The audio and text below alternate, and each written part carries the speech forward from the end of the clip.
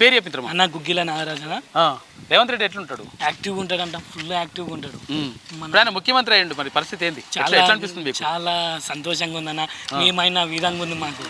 మేమే ఒక CM candidate లాగా ఫీల్ అవుతున్నాం అన్న. అంతేనా? విలేజ్ కాడికి మొత్తం. అంటే ఇప్పుడు ఎట్లా చేస్తారు అనుకుంటారు రాష్ట్రాన్ని? రాష్ట్రాన్ని అయితే మనం అర్థం దిద్దినట్టు చేస్తాను. ఎందుకంటే మనం అప్పుడు తెలంగాణని నీళ్లు నిధులు నియామకాల గురించి మనం గొడ్లాన్నం తెచ్చుకున్నాం. ఇప్పుడు 10 ఏళ్ళు మన కేసీఆర్కి ఇచ్చినాం. దాని ద్వారా మనకి ఇలాంటి అభివృద్ధి జరగలేదు, కొంది అందనే జరిగింది. ఇప్పుడు మన సార్ వచ్చి నీళ్లు నిధులు నియామకాలు అన్నీ కరెక్ట్గా చేస్తారని మేము కోరుకుంటున్నాం అన్న. ఏం చదువుకున్నాను? మేము పీజీ అన్న, కాకతీయ యూనివర్సిటీ ఎంఏ ఎకనామిక్స్. చేసినాం.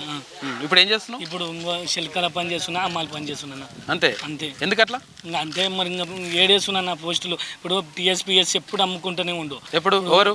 మన కేసీఆర్ సారు మొత్తం అమ్మిండు. ఒక గ్రూప్ 2 వేస్తే 2 సార్లు రద్దు అయింది. పోలీసులు రద్దు అయినాయి.